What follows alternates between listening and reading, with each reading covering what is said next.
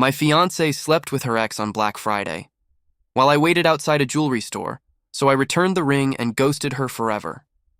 I'm a 30-year-old guy, and I thought I found my forever. Her name's Mia.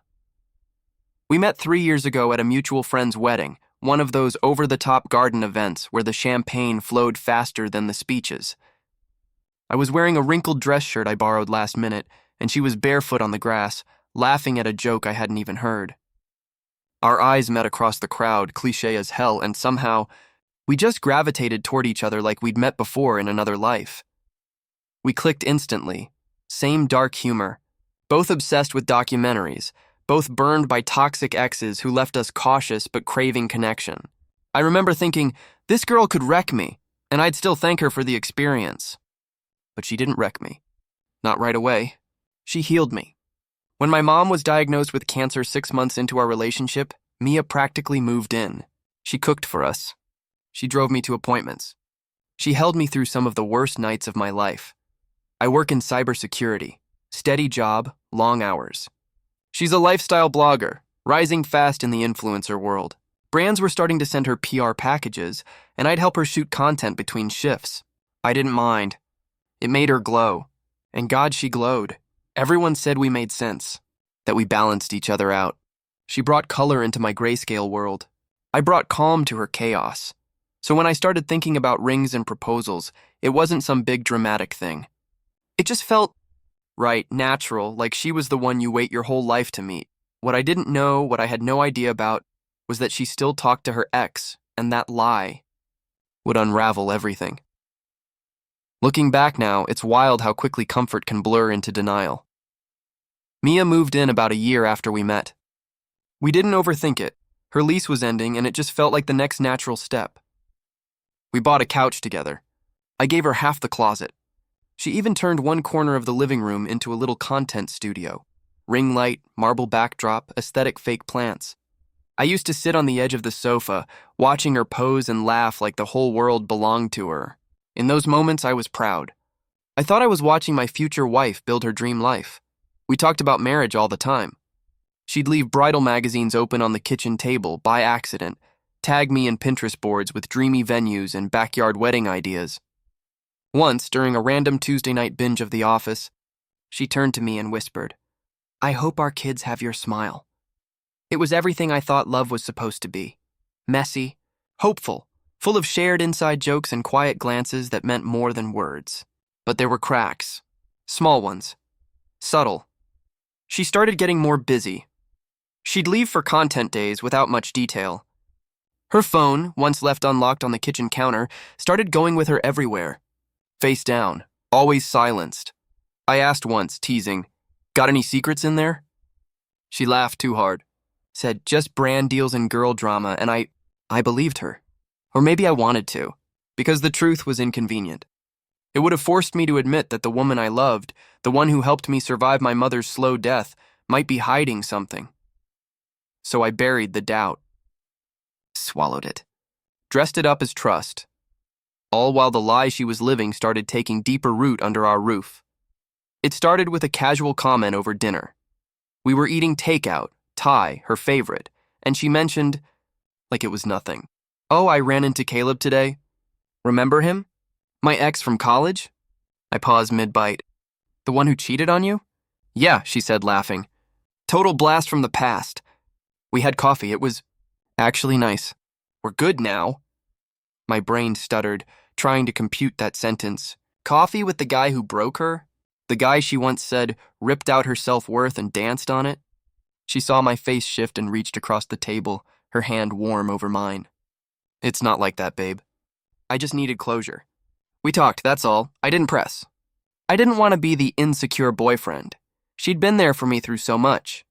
I owed her trust, right? But the mentions didn't stop there. A week later, she brought him up again. Said he was going through a rough patch, lost his job going through a breakup. She said she felt bad for him, that he didn't have many people left. "He's not a threat if that's what you're thinking," she added unprompted. "You're everything he isn't." And just like that, she turned my unease into flattery. I nodded, smiled. Let it go. But the seed was planted. It wasn't just that she had coffee with him. It was how she softened his image, how she defended him, how she went from hating him to helping him. I'd walk into the room and see her quickly lock her phone, catch glimpses of long texts with a contact saved only as C, hear her laugh at something she never told me about. I told myself, don't be paranoid. She chose you, but the doubt started crawling in like smoke under a door I couldn't keep closed. Black Friday was coming up, and I had it all planned. I was going to buy the ring. Not just a ring, her ring.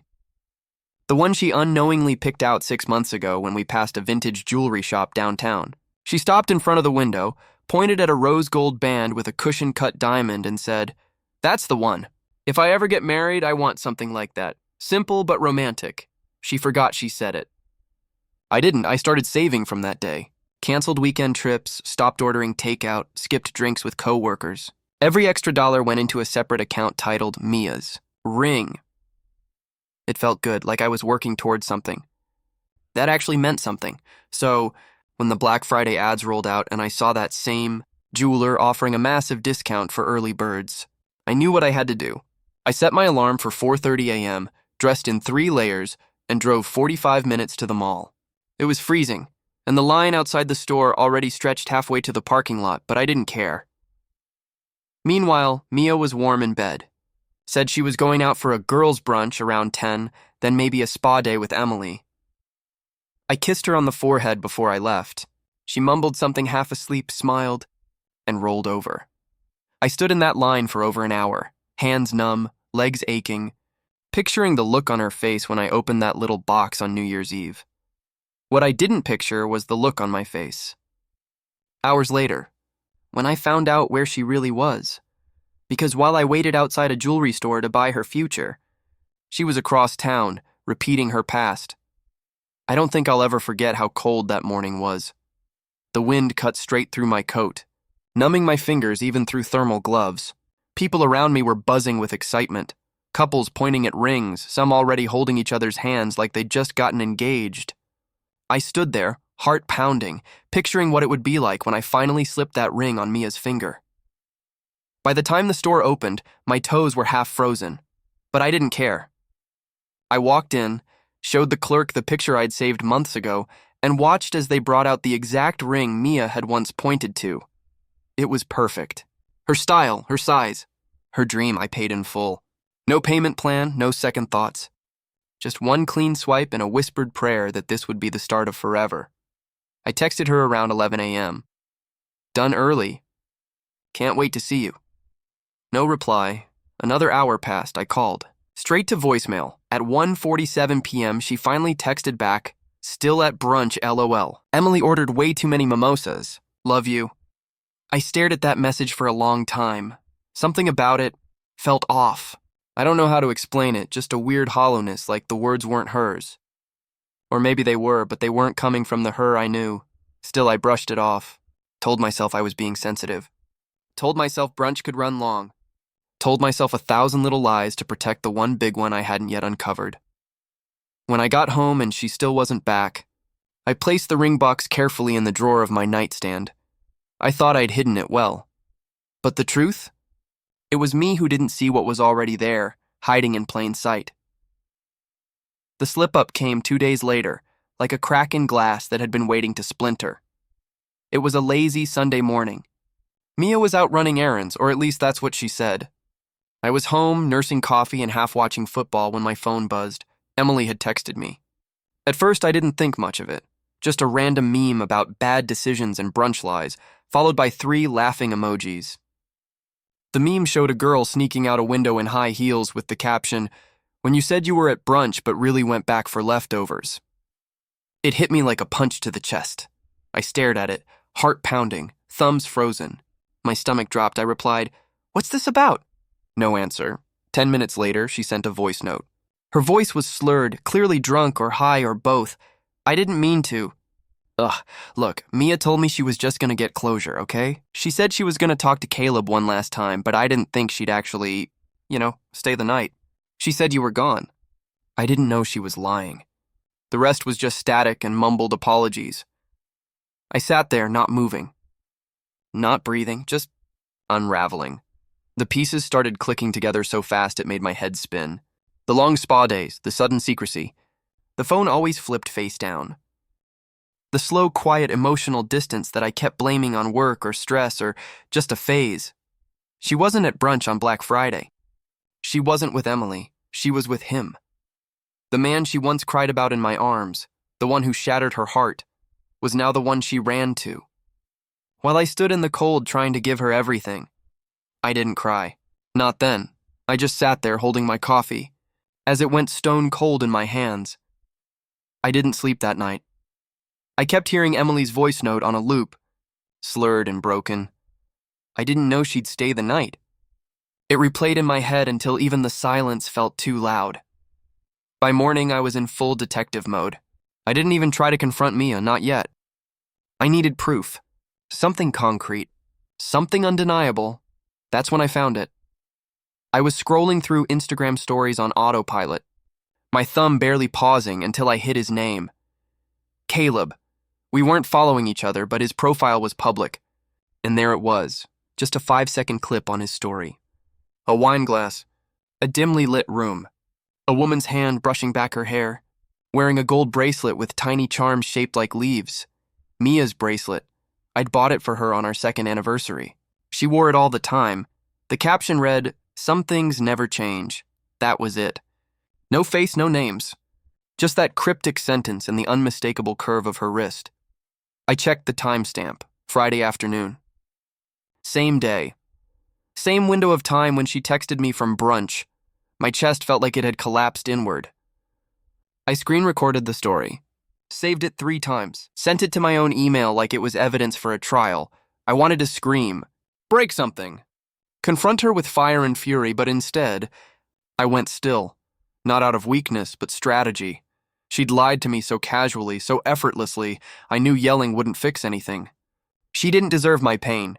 She didn't deserve anything more from me. That's the moment something inside me flipped. I wasn't going to fight for her. I was going to disappear from her life and let her feel the silence she left me drowning in. That night, she curled up next to me in bed like nothing happened. She was warm, humming a song under her breath, scrolling TikTok while I lay next to her in total silence, eyes open, staring at the ceiling like it could explain the betrayal lying inches away from me. She laughed at something on her phone, showed me a video of a dog in a Halloween costume. I smiled, played along, nodded, but my body was locked in this surreal, frozen state, half inside the life we'd built, half already walking away from it. The next morning, I made her coffee, kissed her forehead, told her I loved her. It wasn't a lie. That was the worst part. I still did love her. Even with the evidence burning in my chest, even knowing where she was that day, part of me still clung to the memory of who she used to be. Or who I thought she was, but I didn't confront her. I didn't ask why. Instead, I started paying attention. Closely. I watched how often she smiled at her phone when she thought I wasn't looking. I noticed how quickly she hid notifications. How she now took her showers with her phone in the bathroom, just in case. It wasn't paranoia anymore. It was confirmation, and yet, I didn't raise my voice. I didn't accuse. I didn't even cry. I started making quiet moves, mental ones. I began mapping my escape, emotionally detaching piece by piece, like a soldier preparing to desert a battlefield that was already lost. She thought she was getting away with it. She thought I was blind, distracted, still hopelessly devoted. But what she didn't know, what she never expected, was that I wasn't planning a proposal anymore. I was planning an exit. There's a strange kind of power in pretending. Everything is okay, especially when you know it's about to explode. From the outside, I played the role of the loving, clueless fiancé perfectly. Date nights, cute comments on her posts, long hugs in the kitchen while she cooked. She beamed like we were still on the same page, but underneath I was already gone. I started small, opened a new bank account at a separate institution, transferred small amounts every few days, just enough to avoid suspicion. I told her I was saving for honeymoon surprises. Then came the digital footprint cleanup. Changed my email passwords. Logged out of every device she might have used. Turned off location sharing.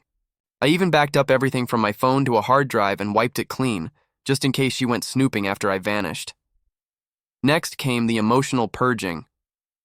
I gathered old photos, love notes, anniversary gifts, anything that held emotional weight, and packed them in a box. That box went into the back of my friend Marcus's closet, next to his winter coats. I also started mailing important documents to a new P.O. box I opened in the next town over. Lease copies, employment info, passport renewal forms. If she ever checked the mail again, she wouldn't even notice the missing pieces. The only thing I left untouched was the ring, still in the drawer. Still waiting, but it wasn't a symbol of hope anymore. It was a loaded weapon. A reminder. A farewell. And the more I prepared, the more clarity I gained. This wasn't revenge. This was protection. A final act of self-preservation from a woman who had already emotionally checked out, but didn't have the decency to walk away clean. She didn't know it yet, but the clock was ticking, and the silence I was about to give her would echo longer than any fight ever could. I didn't plan to see it. I wasn't spying. I wasn't hunting for more proof. It just happened. It was a Thursday night. I was driving home from Marcus's place. He'd helped me move a few more boxes into his storage unit. I took the long way home, some half-subconscious decision to avoid the apartment for a few extra minutes. I pulled into a small strip mall to grab gas and snacks, and that's when I saw them. There was a bar across the street, dimly lit with neon signs. On the sidewalk just outside the entrance stood two figures, Mia and Caleb. She had her arms around his waist. He kissed her forehead like they were something soft and permanent. She laughed, leaned in, and kissed him, slow, familiar, intentional. I froze. Everything around me, the traffic, the buzzing neon, even my own breath, went silent. She was supposed to be at her sister's house that night. They were watching movies and catching up. She'd even texted me a picture of popcorn and fuzzy socks earlier, but here she was, pressed up against a man she claimed to have buried in her past, touching him like he'd always belonged. I didn't cry. I didn't scream. I didn't drive over and make a scene. I just sat there, in my parked car, gripping the steering wheel like it was the only thing keeping me from falling through the floor. And in that moment, something inside me snapped, not in anger but in quiet, devastating clarity. She was never going to confess. She was never going to choose honesty. So I drove home, opened my drawer, and pulled out the ring. No more what-ifs. No more delays. She gave me the moment I'd never forget. And now, I was going to give her one too. The next morning, I walked into the same jewelry store where I'd once stood with frozen hands and a full heart. The clerk recognized me, smiled, asked, "So, did she say yes?" I didn't even flinch. "No," I said quietly. "Wrong person." I handed over the box. The ring still shimmered like it held a promise, but all I saw was a lie wrapped in rose gold. The clerk opened the case, inspected it, and nodded. Still in perfect condition. Of course it was. She never even saw it. I got the full refund, no questions, no hassle. It should have felt good. Liberating, even. But all I felt was numb. Not the kind that scares you. The kind that finally frees you. I left the store without looking back. When I got home, she was still asleep. She'd come in late, claiming her sister kept her up talking about breakups and skincare. She yawned as I walked in, kissed my cheek, asked if I wanted pancakes. I kissed her forehead and smiled. That afternoon, I booked a flight, one way, told her I had to go on a sudden work trip, big client. Tight deadline, wouldn't be able to call much. She pouted, said she'd miss me, asked me to bring her back one of those chocolate bars she liked from the airport shops. I promised I would. We hugged goodbye like any other couple. She even tucked a small note in my bag. It said, "Hurry back to me." I almost laughed. Almost.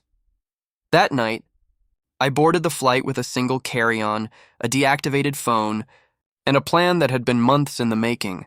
She still thought I was coming home. She had no idea she'd already lost me. There's a silence that comes after betrayal, a deep, satisfying kind that hums in your bones. That's what I felt the first morning I woke up in my friend Marcus's cabin 3 states away. No buzzing phone, no good morning texts, no fake promises or forced small talk, just quiet.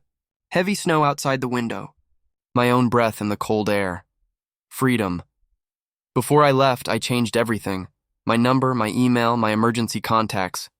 I shut down all my socials, rerouted my mail, and left the apartment key with Marcus.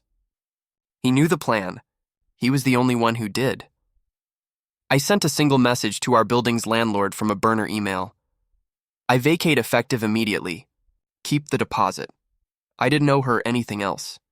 Mia, of course, lost her mind. The messages came in like waves. At first confused, then frantic, then angry. Where are you? Are you okay? You didn't come back. Your stuff is gone. Did I do something wrong? Are you cheating on me? You can't just leave me. I never responded. I let her scream into a void she helped create. Marcus texted me updates now and then. Said she was calling friends, checking hospitals, even filing a missing persons report at one point. I wasn't missing. I was done. She tried everything except the one thing that would have mattered, telling the truth. I watched the world go on without her in it. Hiked during the day. Cooked simple meals at night. Slept through the quietest nights I'd had in years, and every time I heard the wind outside, I smiled, because for the first time since this all began, I wasn't drowning in the noise of her lies. I was finally alone, and that meant I was finally free. It took 3 weeks before she gave up, pretending it was just a misunderstanding. Marcus told me she spiraled. First came the social media posts, vague and performative. You think you know someone. Loyalty is a joke to some people. Ghosted by the one I thought would be my forever. She painted herself as the victim. Cried in stories. Posted throwback photos of us with cryptic captions and sad playlists. Then the truth started to leak, like rot through floorboards. Someone saw Caleb leaving her apartment one morning. Her neighbor, an older lady who talks too much, told the landlord. And Caleb? He posted a blurry photo of her again, this time more obvious, her face half visible, tangled in his sheets. Laughing. It didn't take long for mutual friends to connect the dots. Suddenly, people weren't texting me asking, "Where did you go?" They were texting her things like, "What the hell did you do?" Emily finally caved. Sent me a long message apologizing for lying, for covering, for not warning me sooner. I didn't respond. Not out of cruelty, I just didn't have space left for anyone who knew and said nothing. Caleb, predictably, vanished again. Moved back to Seattle and ghosted her too. The little secret world they built burned fast and ugly. She lost followers. Lost brand deals. Word got out that she lied, manipulated, played two sides. Influencer culture is fickle. One scandal and people run. And she wasn't even interesting without the mask of perfect relationship content. Marcus said she looked hollow the last time he saw her. Like someone who finally realized they'd bet on the wrong person and lost everything. But me? I didn't feel rage, or sadness, or vindication. I just felt still. She'd finally lost the one person who saw her completely and loved her anyway. And for once, the consequences weren't my burden to carry. I should have known she wouldn't let the silence last forever. It started small. A new account under a different username. A few cryptic posts. A rebrand. She was trying to pivot her influencer identity into healing through heartbreak. Suddenly, she was an expert on narcissistic exes and emotional abandonment, and just like that, I became the villain in a story she broke. She told people I was cold, distant, that I used work to avoid her, that I ghosted her without warning after months of her trying to make it work. She called me emotionally unavailable, said I weaponized silence, said I was controlling, but she underestimated me. Long before I disappeared, I prepared screenshots, voicemails, calendar timestamps. Even the Instagram story Caleb posted, I saved everything. Not to expose her, but to protect myself. So when people came to Marcus asking questions, when old friends messaged me saying, "She's saying you hurt her," all I had to do was quietly hand over the truth. No public call-out. No rage posts, just the receipts. And the thing about the truth is, it's heavy. It lingers. It doesn't shout, but it doesn't need to. The right people saw it. The rest didn't matter. Her healing brand never took off. Brands stayed away. Former followers started asking tough questions in her comments, ones she couldn't answer. One by one, her own lies started to choke her narrative. She wasn't the woman scorned, she was the woman caught. I watched from a distance as she tried to rebuild her image out of the ashes she started herself, and I realized something important. She didn't miss me. She missed the version of herself she got to be when I loved her. But I don't build. platforms for liars anymore, not even the pretty ones. It's strange how peace doesn't arrive with fireworks. Sometimes, it shows up in the smallest moments, waking up without anxiety for the first time in months, sipping coffee while snow falls quietly outside, realizing no one is waiting to lie to you today. I live in a new city now. Different coast, different rhythm. I work remotely, keep to myself, and spend more time in bookstores than bars. I adopted a dog. His name's Coda. He's half husky, half chaos, and somehow he fills a silence I used to be terrified of. Every morning, we go on a walk before sunrise. No music, no notifications, just the sound of paws on pavement and the breath of a man learning how to be alone without being lonely. I still think about her sometimes, not in a longing way, but in that detached curiosity you feel toward a person you used to know, like hearing an old song from a summer that ended badly. There's no hate left, no what-ifs, just space. And quiet. And the understanding that loving someone doesn't mean you owe them your soul. People think ghosting is cruel, that it's immature, spineless, heartless, but sometimes ghosting is survival.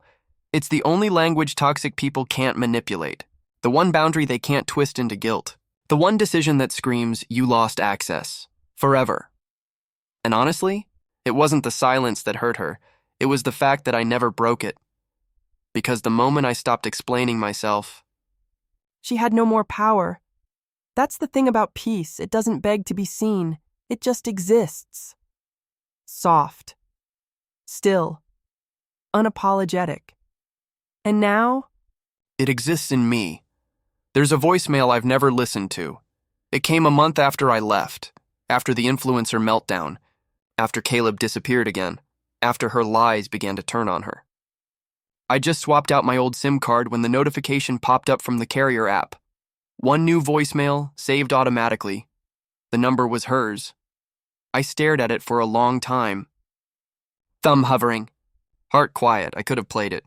I could have listened to her voice tremble or cry or beg or scream. I could have given her one final moment of space in my head, one last flicker of attention. But I didn't. I archived it, marked it as heard, then deleted it without pressing play, because whatever she had to say, whether it was sorry or manipulative or desperate, none of it mattered anymore. Not after the lies. Not after the betrayal. Not after the months I spent choosing her while she played dress-up with my heart behind my back. Mia was a storm I barely survived. But now, I walk with clear skies. These days I keep my phone on Do Not Disturb most of the time. I read more, write sometimes. I've started painting, badly but freely. I've learned that love isn't supposed to feel like walking on glass, hoping not to bleed. I've also learned that closure isn't something someone gives you, it's a door you choose to lock yourself, and sometimes the most powerful revenge isn't retaliation, it's disappearance. So if you're wondering whether I ever looked back, no, some people lose you slowly. She lost me in a single night, and that voicemail? It's gone. Just like the version of me who would have cared.